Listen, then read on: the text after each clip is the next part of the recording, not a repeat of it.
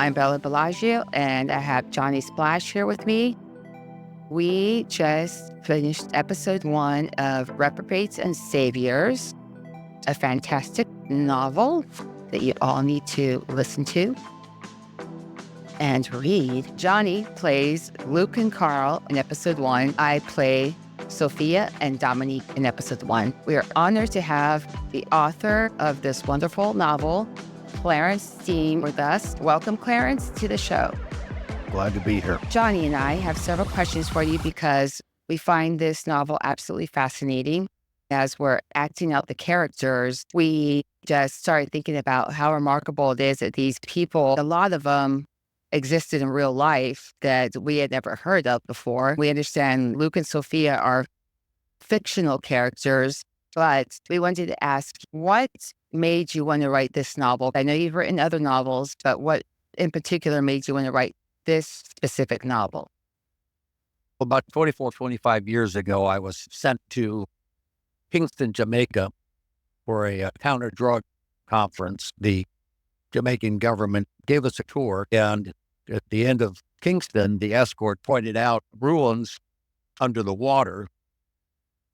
Said that was Port Royal that had sank under the sea in a major earthquake.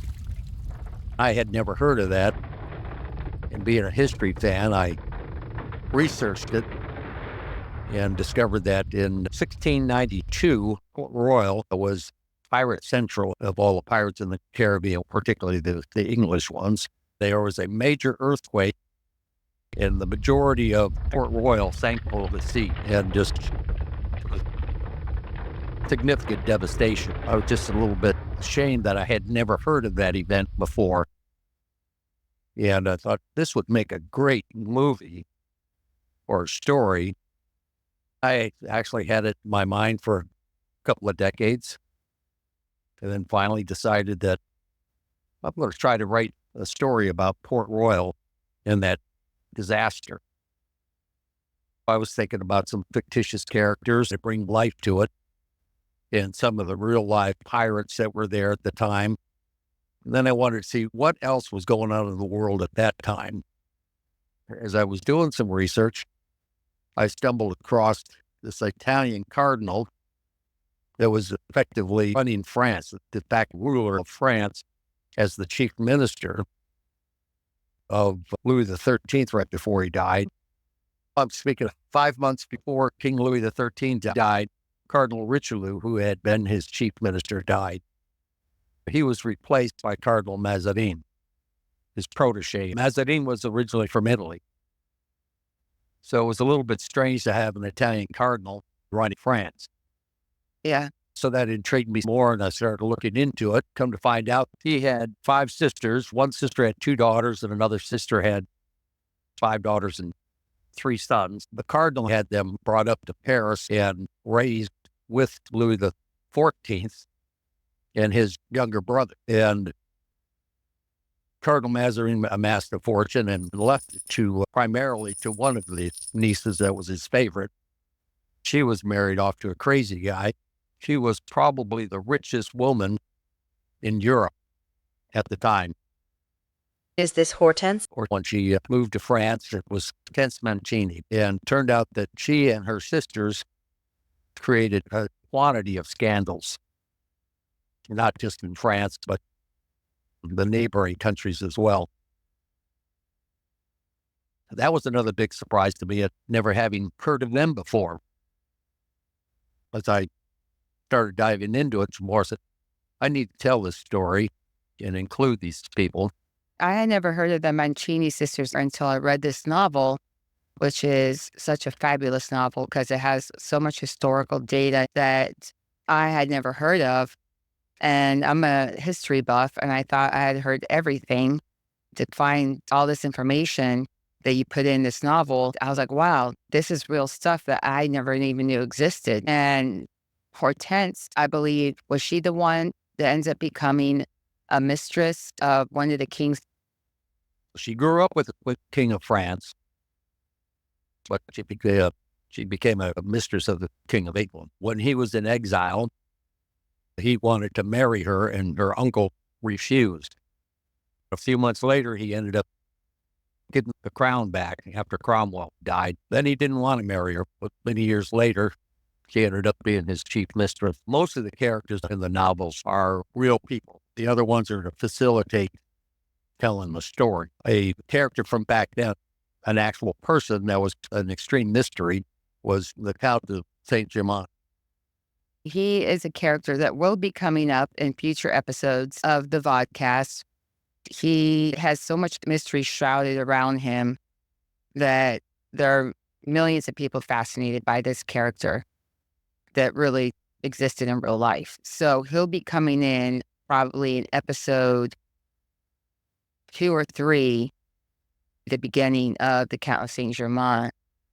But he's introduced early on with a manuscript that had been hidden and discovered by our present-day characters, Luke and Sophia. They have this mysterious manuscript translated. It is a biography of the Count. The person that wrote the manuscript was trying to get the Count's biography, and the Count reluctantly agreed, but insisted on starting the story a long time before.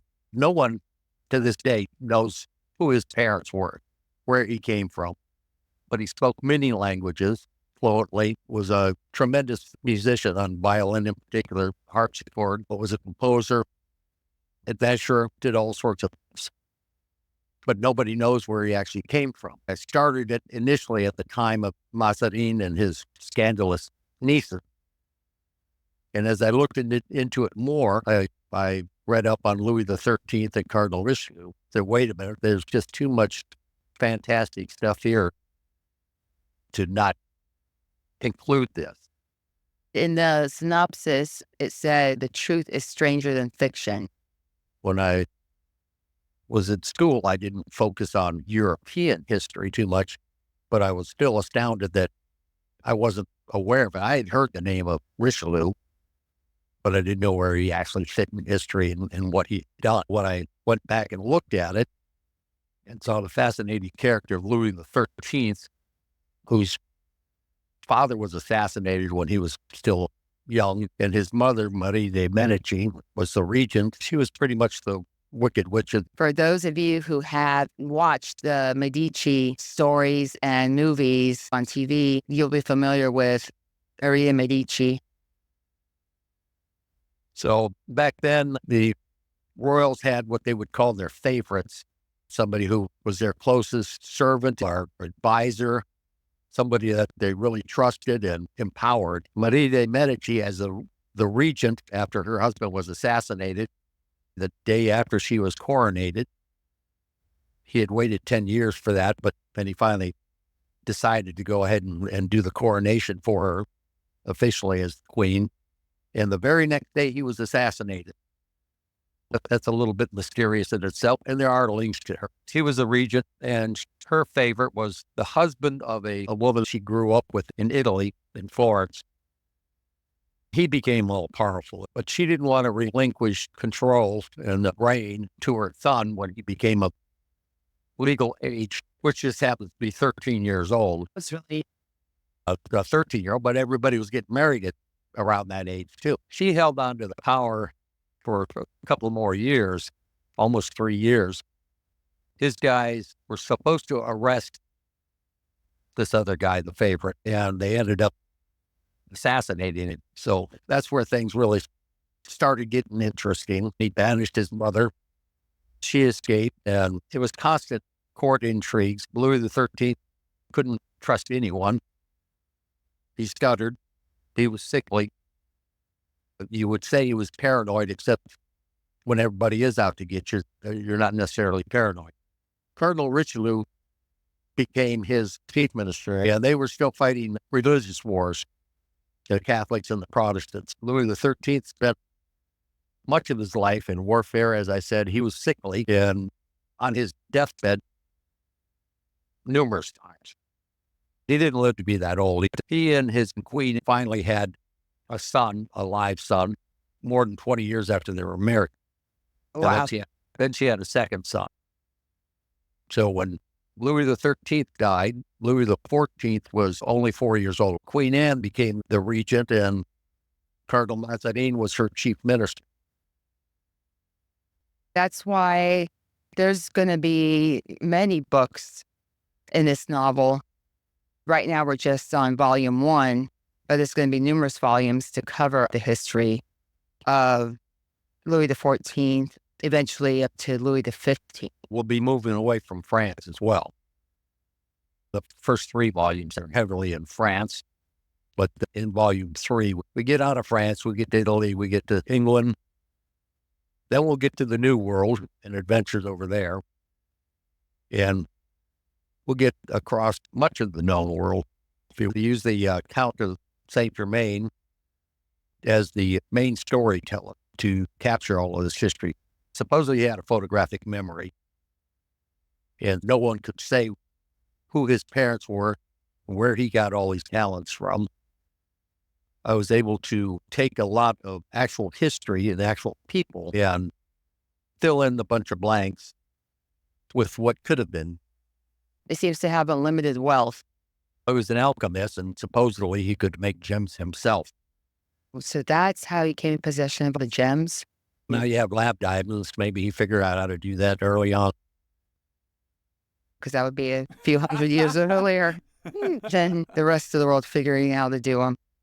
I have a young man in the book that is sent on a mission, and he happens to run across the Count of Saint Germain and finds him so incredibly interesting that he decides to drop out of the university and write the adventures. And Count of Saint Germain finally agrees to do it, but he takes him back all the way to 1600. Wilhelm is coming up in the next episode. Will have a lot of his own adventures. Yes, So because with this, we're able to read the story, so I'm not going to say any more about that because I already read the novel and I know what's going to happen. I'll leave that for the listeners to find out as we go along with the episodes. a lot of it I'm going to find out myself still, because there's much more to be written. And I believe that Johnny has a question for you. So the character Luke, is it based off of you, or did you just make him up?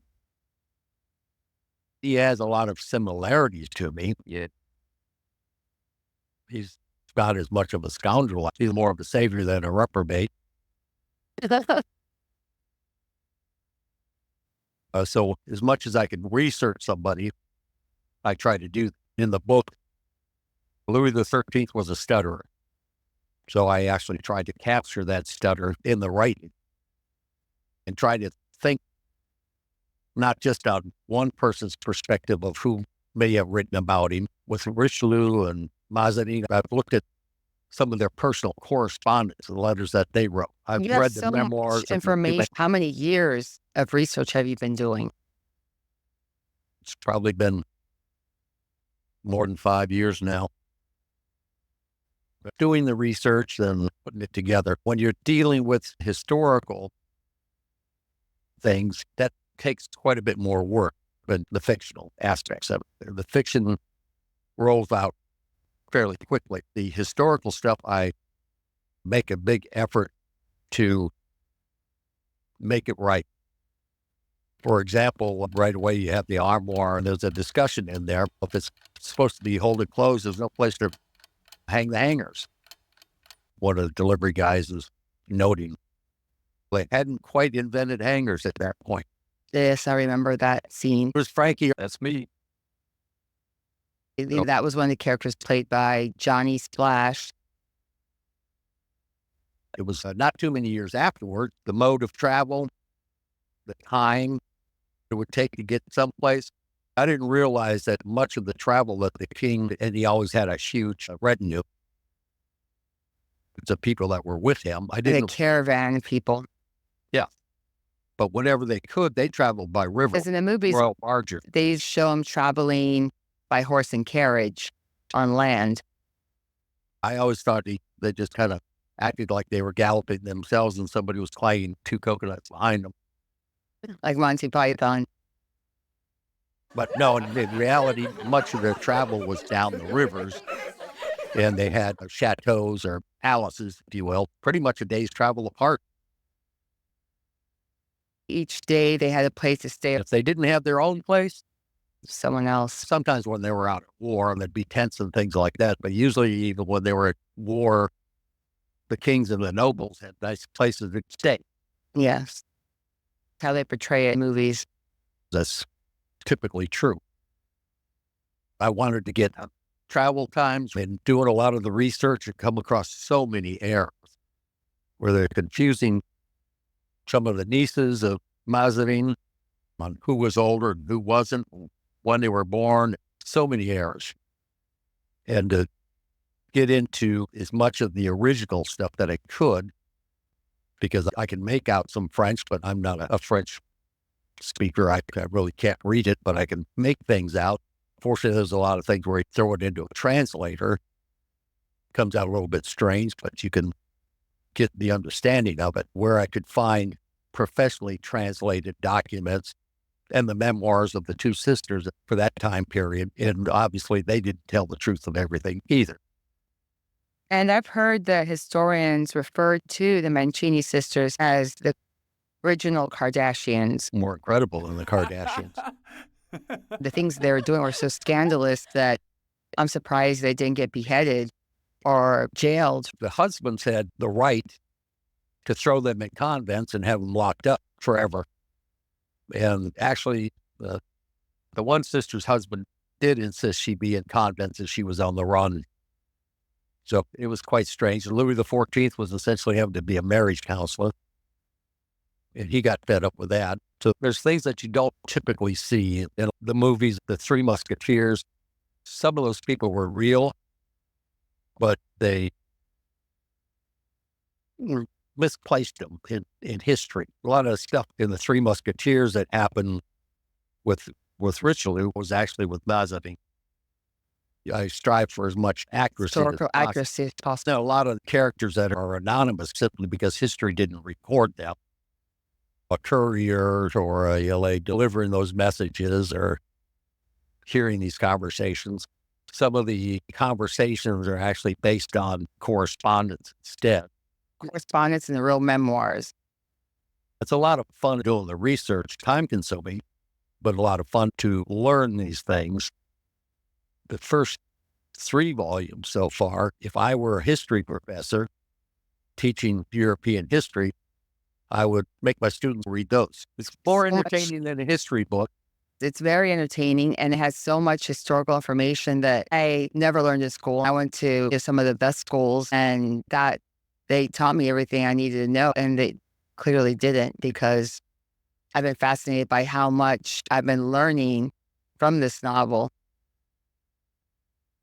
Even the character Luke, he's a lot slower reading the manuscript than his wife did, because she'll plow through it. He has to stop and look everything up because he wants to know the details. Yes. He's more oriented toward, I want to know what really happened here. And with regard to Luke, do you have a character that intrigues you the most out of all the characters in the novel? That intrigues me the most. Yes. There's so many of them that actually did intrigue me in different ways. Germain is just so mysterious. Yes, he's fascinating to me. He's the one I'm intrigued with the most. So many people believe he was a time traveler. Yes. I'm talking real credible people from back when he was living. So many pieces have been done on him, using him as a character, that he's more mythology now than the real person. I've seen videos on YouTube of people claiming that the Count of Saint Germain is Elon Musk or Nicolas Cage. Pretty certain Not. both of them. Yeah, so there's a lot of theories out there online. They think he's other people, but those are 2 of the biggest names I saw out there. And I can't remember all of the people, but there's just so many different people claiming he's so many other people in our current time. Yes, and as far as some of the other characters go, it gave me a whole new appreciation for Louis XIII. I would not have wanted to be him. You know, a lot of people say, oh, Wouldn't it be great to be a king? No. Louis XIV, a little bit of a different story. He reigned for 72 years. Wow. Yes. That's a very long time, especially for back in those days. Yes, because he became king when he was 5. And then he lived to be an old man, so it was his great-grandson that came after him because his sons were all dead. I didn't know that. He was an interesting character. But the trials and tribulations of Louis XIII Where? Awful. And writing it and going back and reviewing it, you just felt worn out along with this guy. Very few years of peace. He's almost always at war. His mother tried to overthrow him. His brother tried to overthrow him. His wife, having been the daughter of the King of Spain and then the sister of the King of Spain, France was at war with Spain. So he didn't trust his wife. Several of the people he did trust tried to overthrow him. Yeah. Richelieu was extremely talented. When you think of life where you can't trust anybody, and then you're quite sickly because he probably had Crohn's disease. Yeah, that's what they think he probably had because back then, of course, they didn't have a name for it. Very painful condition. Yes, and another thing that is remarkable is there was a doctor that kept meticulous notes on these guys. On the royals, on the kings. Richelieu was part of the royal court. His father was there. The doctor tended to him and left behind notes because he was not originally going into the church. Normally, the oldest son was going to inherit everything. The next son would usually go into the church. The next son would go into the military. His older brother was supposed to be the one going to the church.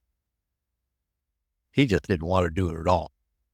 Mazarin, who had been groomed to be a military officer, was diverted and said, okay, now you go be the church. But it turned out that he was not celibate when he was training to be a military officer, and he got gonorrhea. The doctor kept notes on that. That helps a little bit with history when you're looking back. Yes. I was able to capture that fact in the book, too. It reveals the real person. Yes. I guess that's nowadays medical information is private. So often you think, well, Cardinal, and they're the saints or the saviors. And then at the same time, you find out that they're the reprobates. They're the ones that are laying siege and starving out tens of thousands of people. Yes. And you do talk about one particular place where they starved out thousands of people who had to eventually start eating corpses and rats and their pets.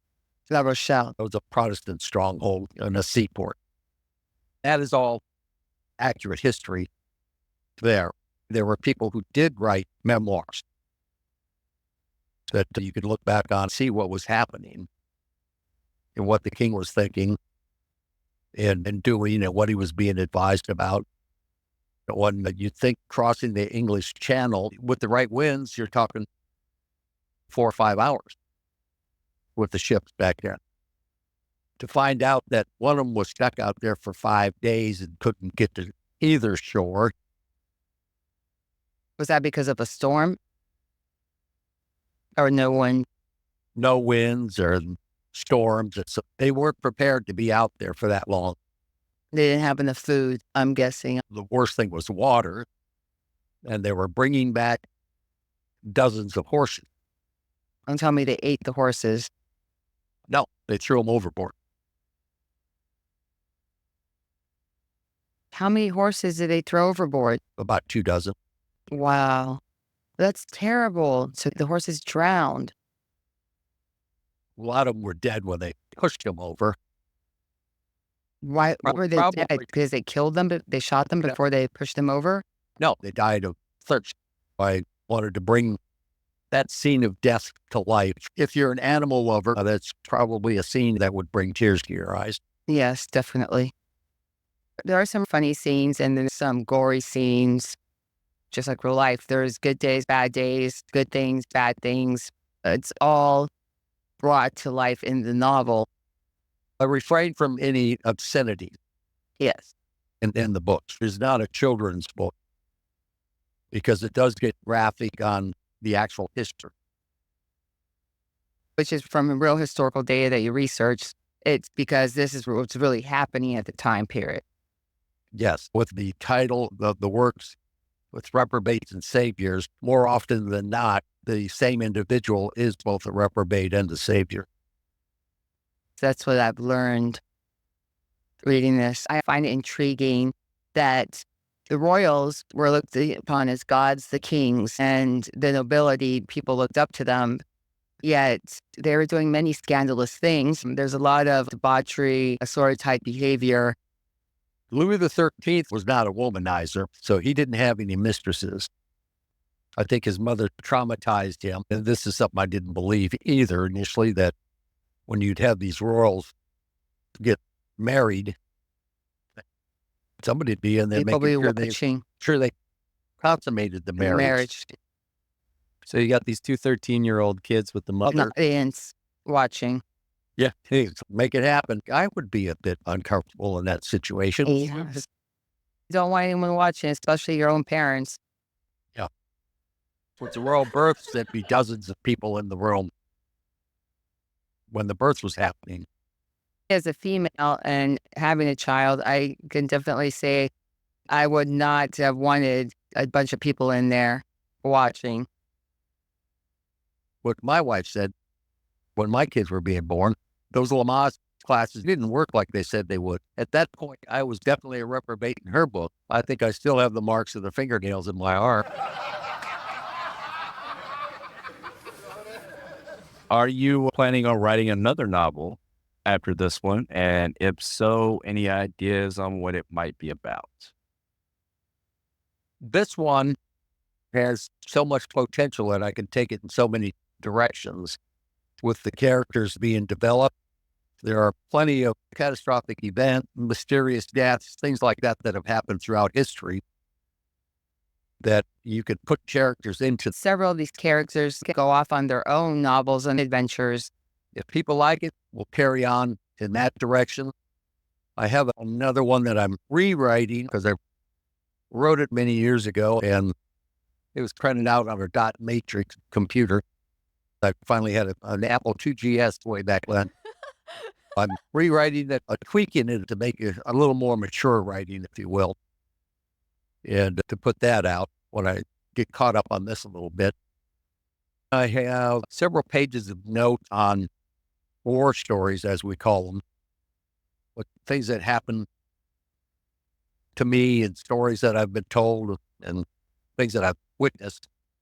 So a lot of it is true, a lot of it is embellished, and probably a lot of it is pure BS. But it's going to be entertaining anyway. And that one will have some obscenities in it just because that was the reality of it.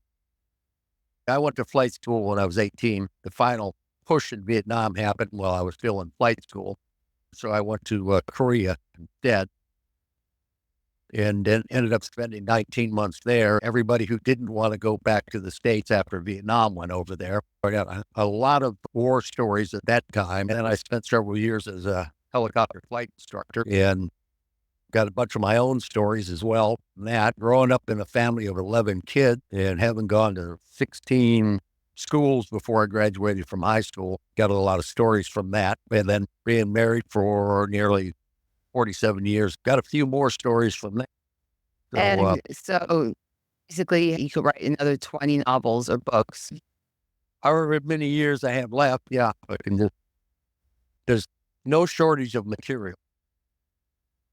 I hope you do come out with some more historically accurate ones because I do love this one. It has to be my favorite book that I've read in my life so far. Historical fiction, to stay true to history, is much more work. Oh yeah, I can imagine because of all the research required, years and years of research. I want people to feel that they actually know these characters, the real live one. I have a greater sense of who they really were, the good and the bad. That's why it's named Reprobates and Saviors.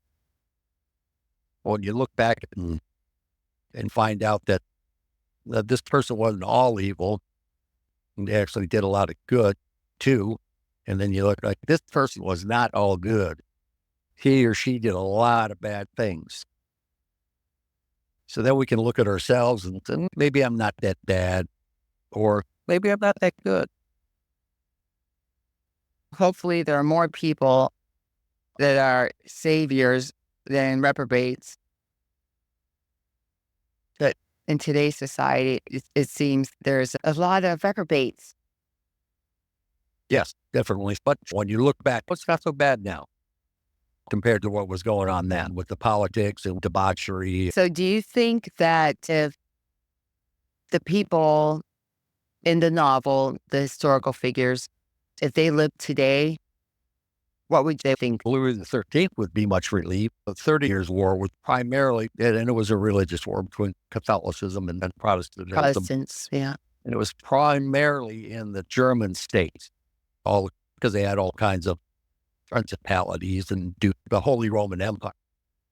Much of them had changed over to Lutheranism or Calvinism, and so the emperor didn't want to be losing power and control over that, nor did the Pope. There's millions of people primarily in those German states. When you think back to that time, what would those millions of people equate to now? Yeah. It would be tens of millions. That's hard to even wrap your mind around at how devastating that was. That would have been rough. I didn't realize there's so many people that were killed. Obviously, a tremendous number in warfare, but they're all dragging the plague around too. That's right. And then starvation. It was a terrible time. I don't think most people have a good realization of how terrible a lot of that stuff was. Volume 1 is all within the 30 Years' War, 80 Years' War. They ran into each other. Yeah, because one overlapped. Because even when the 30 Years' War ended, that gave France a little bit of relief and Spain a little bit of relief. The Franco-Spanish War wasn't over. That went on for more than a decade afterward. They're constantly at war. The 30 Years' War didn't have that name back then because they didn't know it was going to last for 30 years. I would hope they wouldn't expect it to last that long, because that's ridiculous. If you were approached about a movie deal or a TV series, would you do it? I think that make fantastic movies. I think this novel would. A TV series would be neat as well, so the more people see it and get educated. If it was a series on TV, that'd be fantastic because while you're being entertained, you're learning. You're not just learning history, you're learning some morality. And that's what makes this novel so interesting and fascinating, is because you're learning so much at the same time you're being entertained. And there are some funny scenes that will be coming up in future episodes. We have a couple with Frankie and Johnny already that were pretty humorous, but there's going to be much more, so it's more of a drama, but there's still some comedic parts to it. We're going between times. So we go from modern time back to 1783 when the Count of Saint Germain is telling the story and Wilhelm is writing it, back to the period that the Count is covering. We go from modern time, 1783, and dive deeper down as far as 1600, and then get carried back up, constantly coming back up to the surface. So you got Luke and Sophia. They seem like a fun couple sometimes. Luke gets on his soapbox a lot. He likes to dig in and find out the background of everything he comes across. He's a little more reasonable, brings him back To reality. Yeah. It's the yin and the yang. Yes, which is kind of real life in itself. Is there anything else you'd like the listeners to know about the novel? I would like them to be curious enough to actually check on some of the younger things or some of the things that are in there. If you think it's incredible, it's probably true. That's why that line when you say the truth is stranger than fiction, because it really is. Some of these things that you would think are made up, they're actually not. These are things that really happened. A lot of it I would not have written about in pure fiction because I would think nobody's going to believe that. And then it turns out what I came across, I don't have to make this up. This really happened. So, If you could pick a favorite part of the novel, what would it be? There are too many great parts. I bet it's hard to decide which one. it would probably have something to do with cheese. The famous cheese scene, which we don't want to spoil for the listeners. But yes, there is a hilarious scene that will be coming up that involves King of France and his cheese. Yes. That part is fictional, but the cheese is real. It really did come out about that time. I'm just glad that I do not eat that kind of cheese. I'm sure that if I were there in that carriage with the king, I would have died. If I would have jumped out of that carriage and stayed outside. But yeah, that's going to be that we're going to enjoy seeing that scene when we get to it. That's going to be a fun scene to do.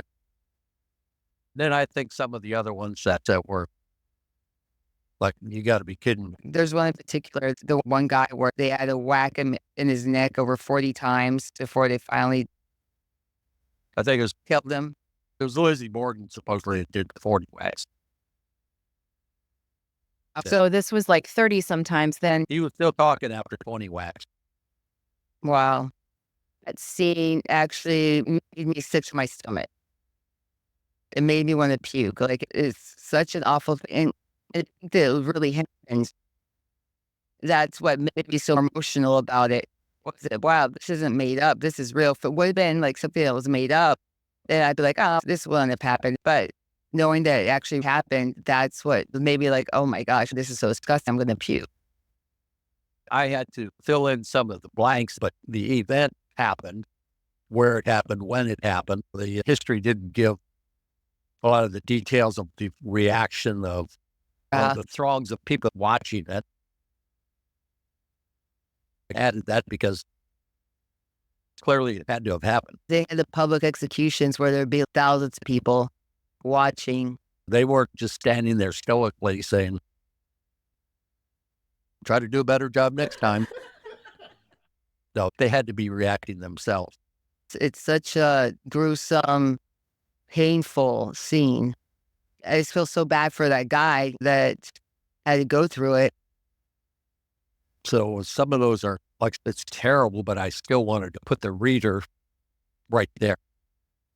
Yes, and you definitely did that because you feel like you're right there watching this entire scenario take place where this guy's being butchered alive and he's still alive. They keep trying to cut his head off and they can't get it off. He's still talking, praying or begging.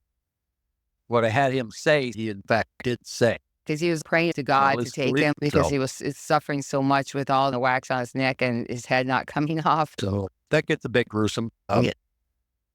In a lot of the other actual scenes or event that the history will tell about it, not necessarily, it doesn't put you boots on the ground. And that's what I tried to do, have you standing next to these people or walking through those streets, standing in that square in front of the gallows or on that ship. Yes, and that's what you did so well.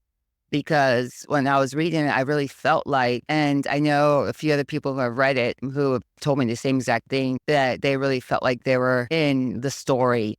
Like they could see these things happening and it felt so real to them.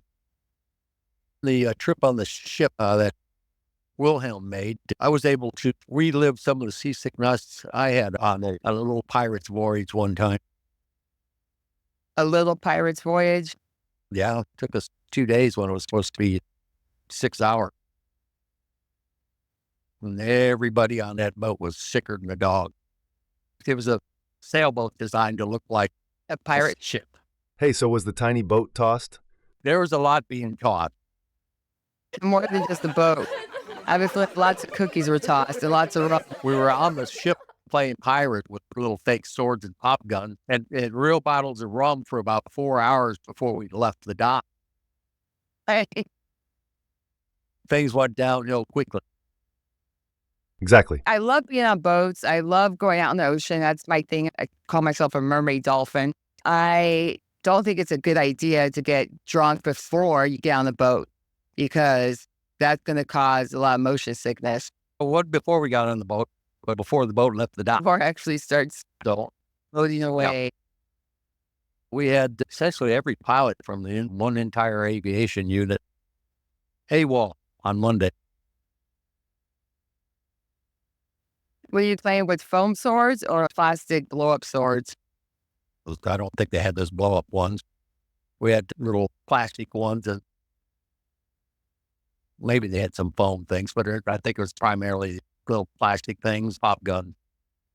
We didn't have cell phones back then either, so we had a battalion commander and company commander back there. We're like, where are all the air crews? If it was supposed to be a 6-hour pirate ship, how did it end up being 2 days? Because they couldn't get any winds, and it had a little motor on it, but it only went 2 knots. Oh, guys, I was about to say, don't they have motors on them now? So it was barely moving then. They were tacking left and right, which eased all of our stomachs quite a bit. There was only a place for 6 people under the deck. We had probably 20 people down there stacked up like cordwood. Somebody on the bottom had to rush out to feed the fish. I guess I could write a book on that by itself. The little pirate tour, the little pirate ship. I could see somebody out there with a little tiny plastic sword, drink sword. Poke an eye out. Unfortunately, the bottles of rum weren't real. I guess we wouldn't have felt anybody poking us with the swords by that time. We were supposed to go out to an island and spend the weekend at a house that had all these beds. We got there and there was no furniture in it. There were a few dead rodents, a few dead birds. What kind of island was this? An abandoned island? It was in the Perlis Islands, off the coast of town, and there was about 10,000 mosquitoes per person. It took us twice as long to get out there, and we didn't have much time there, but then it took us 2 days to get back. Did you guys get back sober? Oh, yeah. We'd lost weight. You had to feed the fish diet? Swashbuckling details. That would have been me. We didn't have anything left to feed. The rum was gone. That would make it a good comedy book. Wilhelm's first adventure sailing. Or yes, that's coming up in the next episode. I took a bit of my real life experience to have Wilhelm relive it for me. You know what happens to Wilhelm, and the listeners get to hear that in our next episode next week. Wilhelm gets to do some of the stupid things that I have actually done myself in life. Luke and Wilhelm are based off of things that really happened to you in real life. Some things. Obviously, you weren't writing the autobiography for the Count of Saint Germain. I have them react to some things the way that I may have reacted. So you put some of your personality into their characters. You want to try to have characters as realistic as possible. And who do I know better? Yourself. Wilhelm's little dip in the Baltic, for example. That's along the lines of something I would have done and regretted, but it's a lot of fun trying to bring life into the history and put people in that place to where they can feel like they're watching it. For the listeners who are going to be listening to the episodes, there's also the transcripts too of the episodes if they would like to purchase them and read, because it is a fascinating story. I want to thank you so much for honoring us with your presence and telling us all this fascinating information. Yes. I had a good time. I love the little pirate ship anecdote. That was pretty funny. Arr. By the way, the listeners don't know this, but I actually do have a pirate group. Johnny and I are in a pirate group, and we act like pirates in this pirate group every day on WhatsApp. My mother's birthday was September 19th. I joined the Army on September 19th. My granddaughter was born on September 19th. And that happens to be National Talk Like a Pirates Day. I noticed that's a Talk Like a Pirate Day. Wow. That's right. Now, when I had the Al-Qaeda division, one of my subordinate supervisors brought that to my attention. And we found out that all these analysts hated to hear people talk like pirates. Then they hate our pirate group. Since they hated it so much, we talk like pirates. It definitely would have been Johnny, because if you tell him not to do something, he does it more. Yep, that's me. This has been an awesome interview, and we want to thank you for coming on. Thank you for having me.